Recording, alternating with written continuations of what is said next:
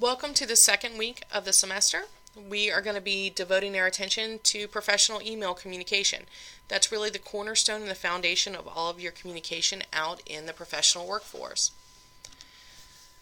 This presentation is designed to take you through some best practices as well as the different elements of an email. So we're going to start here. As a professional, you're going to be emailing with those that you report to, those that report to you, your peers, outside vendors, potential clients.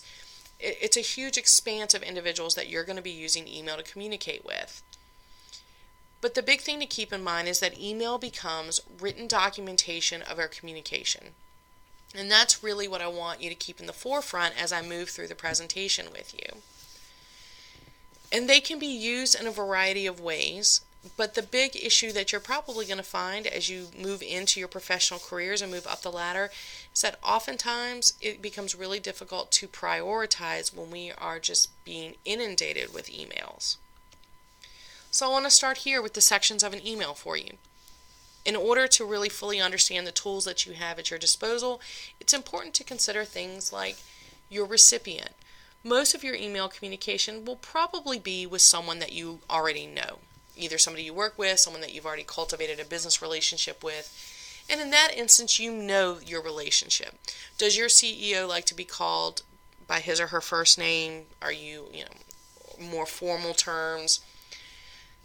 Use your frame of reference when you are building your emails, when you know your recipient. But you do need to keep in mind your length as well as your presentation. Emails should stay targeted. They should not be long, huge novels.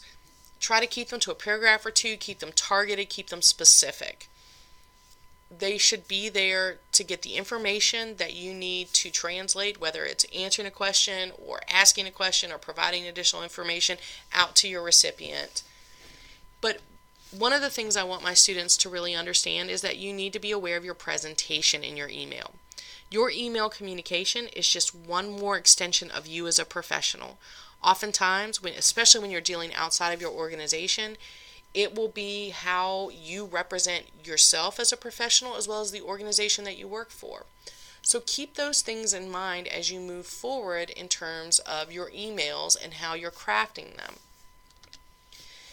The bigger challenge is when you don't know the individual that you're initially emailing. I tell my students to always go formal. Allow your recipient to set the tone if he or she would prefer a first name basis. So Mr. and last name or Ms. and last name is perfectly acceptable. If they have a specific professional designation such as doctor or judge is the honorable, members of the clergy typically have professional designation, government officials. If you are uncertain, look it up. If they hold a special type of professional designation, how they should be addressed. Now, the big challenge is always when you don't have that information. This comes up a lot when people are applying for jobs and they need to address a cover letter or an email to someone who's unknown. You have no idea. You're just told to send the email to HR. A lot of times people will rely on to whom it may concern. There's nothing wrong with that. That's perfectly acceptable. Personally, I prefer Dear Sir or Madam. It feels just a little less impersonal to me. Or better yet, if it's HR, maybe it's Dear Hiring Manager or Dear Human Resources Manager. Again, these are all perfectly acceptable ways to set up and address your emails to that recipient when you don't know them. I've learned that a lot of times students don't know what CC or BCC stands for. CC means carbon copy, or with the advent of technology, more and more people are arguing in favor of calling it courtesy copy. And BCC is a blind courtesy or blind carbon copy. I've included a link there for you. It's a really great blog post on what CC and BCC mean and how they function. But very easily put, CC is someone who just needs to see the contents of the email. The email is not directly related or the contents are not a direct communication with that individual. Blind copy is that you're simply not allowing everyone to see who all is on that email list. So perhaps you have a long list of individuals that you're emailing and you don't want to share their email addresses, their personal information with each other. You might put it there in the blind copy. I highly recommend that you take a look at that blog post. It's very short. Just copy and paste it into your browser window. Read a little more about CC and BCC and how to use it appropriately, because they can be powerful tools for you in the workforce. This is the one thing that I spend a lot of time on, and that's your subject line. Your subject line should be just a few brief words that indicate what the contents of the email are about. And they can be used in a number of ways. They can allow you or your recipient to prioritize. Let's say you've been out of work for a day, you took a day of vacation, you come back, you have 40 emails. How do you decide which one you hit first? Well, those subject lines can allow you to prioritize who gets your immediate attention, who can come second, and who can wait until, lunchtime. They also allow you to organize. I have a folder structure within my inbox that I keep certain information in, let's say correspondence between me and my superior, Beth Williams. She's the chair of the English department. And it may be something like a reminder about changes that we made to our major. And that might not be information that I need to go and revisit for another 3 months when a student comes to talk to me. But with that subject line, when Beth sets it up, information about major changes, I can just scan down through my folder of Beth emails, find that one, pull it up, and I've got the information right in front of me. I use it also as an archive system. If you are like me, there is nothing you hate more than redundant meetings. And as an editor, it was often that we would sit in a meeting and debate how we were going to capitalize a term.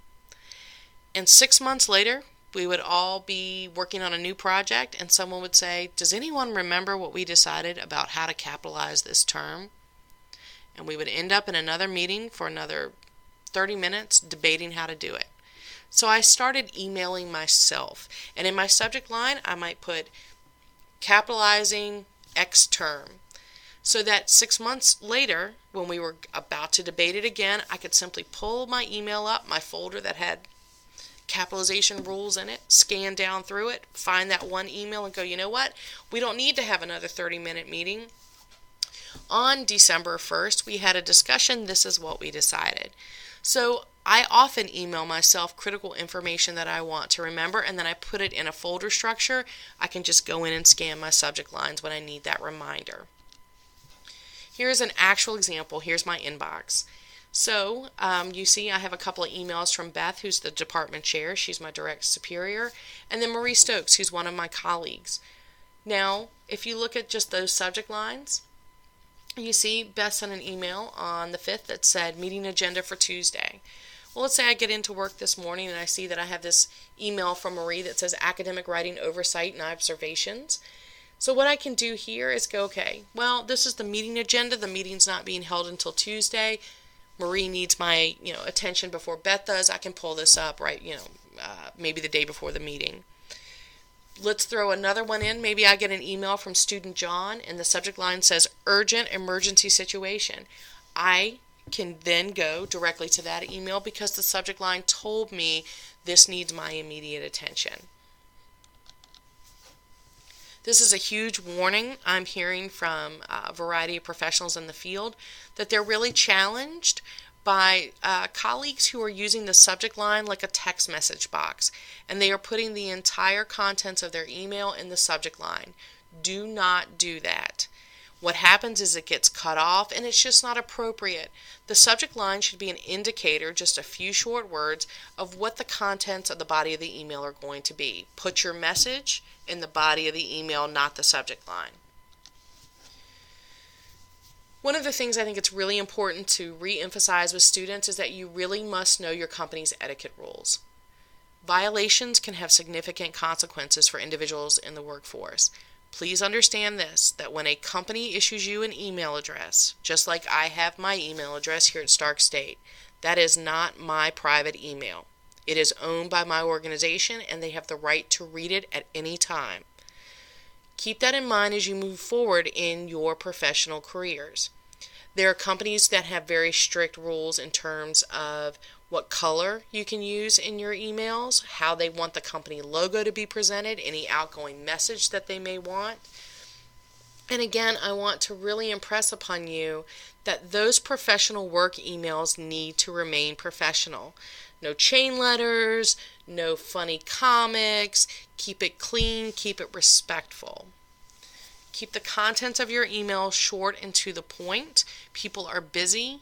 They don't need to wade through. They need to get there, understand what it is you're trying to communicate to them or ask of them, and then they can turn their attention somewhere else. And always, always, always be respectful at times. I don't know about you, but this certainly happens to me.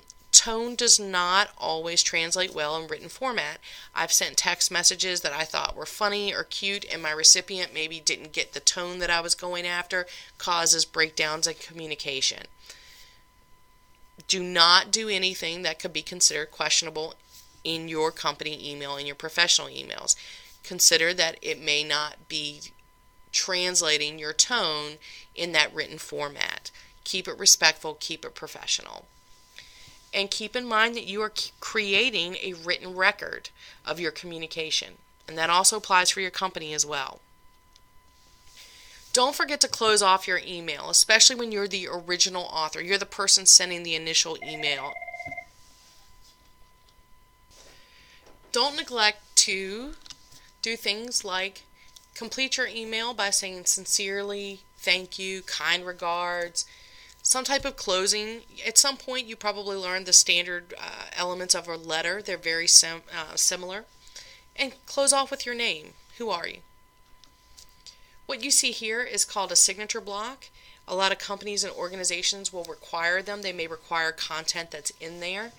And traditionally speaking, you include your name, your professional title, your company name, your business address, your phone number, your email address, or any other information. I don't have the business address here, but a lot of times people do add it. And you can set this up in your email so that it automatically generates and you don't have to retype this every time. Again, I would stress that you want to keep it blue or black. You also want to keep the font choice in one of the cleaner fonts. You don't want hearts and flowers flying across the screen, or maybe you want to use your company logo, but you make sure it's the approved logo. Keep it clean. Again, your emails are just one more extension of you as a professional. Here are some cautionary notes for my students to consider. Always check your recipient's email address. Think about it here at Stark State. For faculty and staff, we use the first initial last name. And there are a lot of common last names like Smith. And I would hate for you to think that you are emailing the warehouse manager, John Smith, to let him know that there is a dead raccoon in the parking lot, when in reality you are emailing the CEO of your company, John Smith, but he should have a 1 after the J to let him know about the dead raccoon. Just make sure you know what your recipient's email is, double check, ensure that you're sending it to the correct person. It's something that's really easy to overlook. Please, before choosing to hit the reply all on a group email, ensure that what you have to say adds value to the overall conversation. Don't be that person. You want to make sure that whatever you are producing via email is, again, valuable and professional. And check your spelling. Again, email is just an extension of you as a professional. Typically, email programs have a spell check. You don't want to undermine your own authority by something as simple as misspellings. I hope that this presentation gives you a little better insight into emails and how they work. You will be designing a lot of emails for me and in terms of our communication, so my expectation is from here on out you'll be using email best practices.